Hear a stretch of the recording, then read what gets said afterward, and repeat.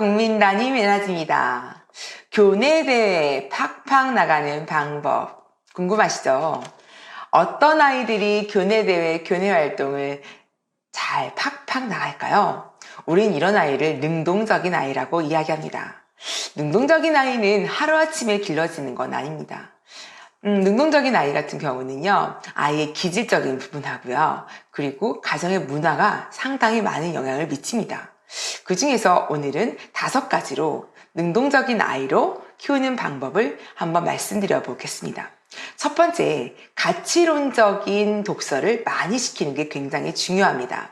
어머님들 고등학교 때, 중학교 때 대회와 활동이 엄청 많아요. 근데 초등어머니들께서는 이렇게 어떻게 하면 그렇게 키울까에 대한 고민을 많이 하시잖아요. 초등 때일수록 우리가 말랑말랑하기 때문에 가치론적인 독서 매우 중요합니다. 독서가 중요한 것은 이미 우리가 너무 알고 있는 부분인데요. 그 중에서도 특히 가치에 대한 독서는 아주 중요합니다. 가령 예를 들어서 철학책이라든지 위인전이라든지 이런 책을 통해서 이 아이가 자신을 좀 돌아보는 자아성찰적 기능을 할 수 있는 그런 독서를 추천드립니다. 나는 이 땅에 왜 태어났지? 나의 존재는 어디서부터 왔지? 그럼 나는 어떻게 살 거지? 살고 싶지? 나는 왜 이 일을 하고 싶은 것이지? 와, 이분 참 멋있다. 등등등.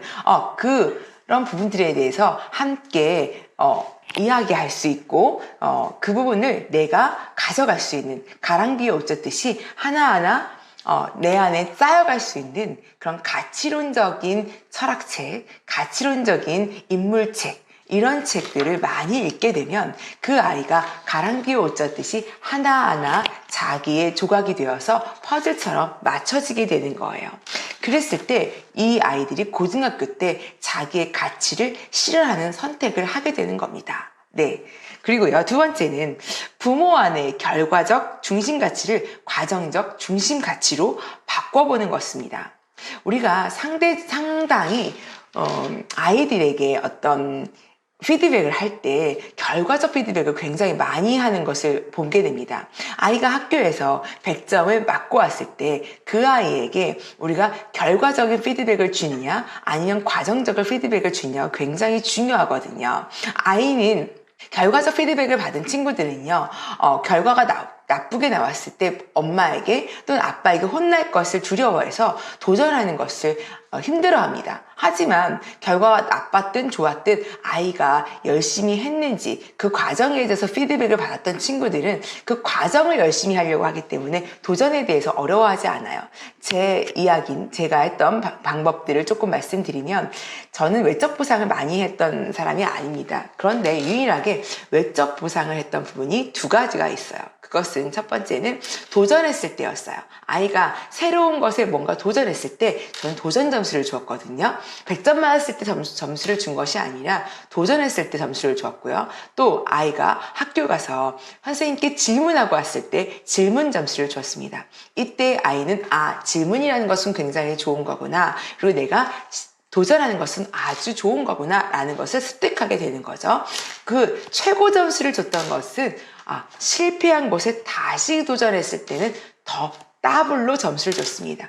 이랬을 때 아이는 결과보다 과정이 중요한 거구나, 내가 실패하든 성공하든 그것보다는 내가 도전하는 그 자체가 훌륭한 것이구나 라는 것을 몸소 알게 되는 거죠. 이런 것을 의미합니다. 3번째는 주변의 훌륭한 사람들과 자주 만나게 하는 것, 또는 성공한 사람들과 만날 수 있는 기회를 갖게 하는 것 굉장히 중요합니다. 우리가 심리학에서 자기 효능감을 높이는 방법 중에 모델링을 말합니다. 이 모델링은 내가 닮고 싶은 인물을 만나게 하든지 이를 접하게 하면서 그들을 벤치마킹하게 하는 것을 의미합니다. 그래서 이 아이가 저분처럼 되려면 어떻게 해야 되지? 와, 저분은 아침에 일찍 일어났네. 나도 그렇게 한번 해봐야지. 저분은 도전하는 것을 두려워하지 않았네. 나도 저렇게 한번 해봐야지. 저분은 책을 많이 읽었네. 나도 저렇게 해봐야지. 그렇게 벤치마킹을 하게 되면 결국 능동적인 아이로 될 수밖에 없다는 것이죠. 그리고 네 번째는 가족 행사를 주도적으로 이끌게 해보는 것입니다.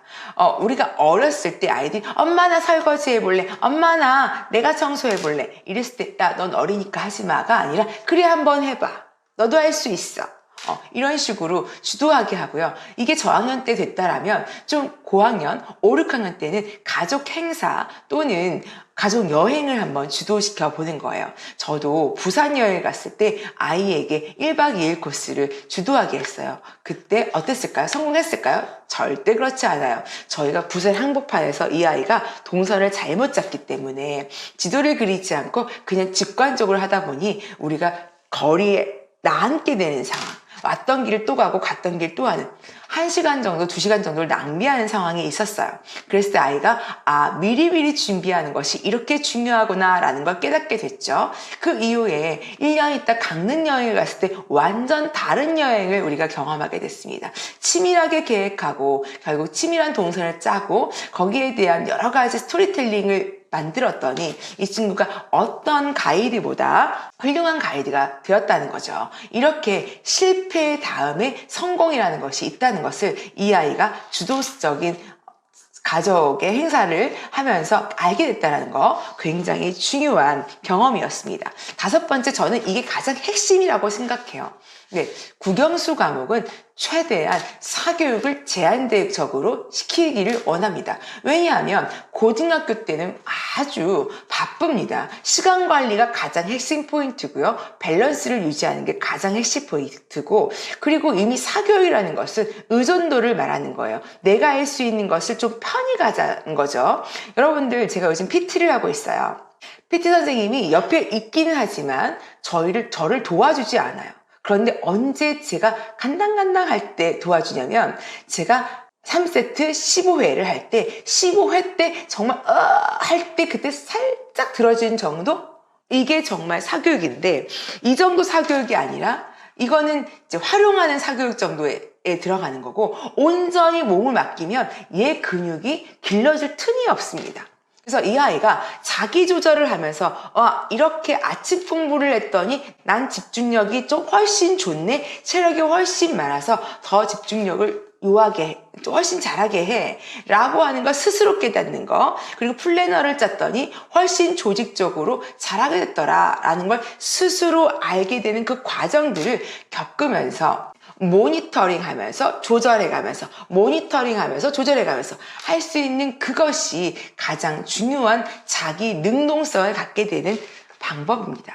그래서 지나치게 사교육을 많이 하게 되면 의존도가 높아지겠죠. 그래서 제가 오늘 말씀드릴 것은 5가지로 요약해 보겠습니다.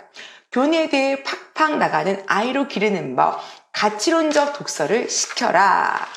2번째는 부모 안에 결과 중심 가치를 가져서 갖는 것이 아니라 과정 중심의 피드백을 하는 것을 추천드렸어요. 3번째는 주변에 훌륭한 사람들과 성공한 사람들을 많이 만나게 해줘라.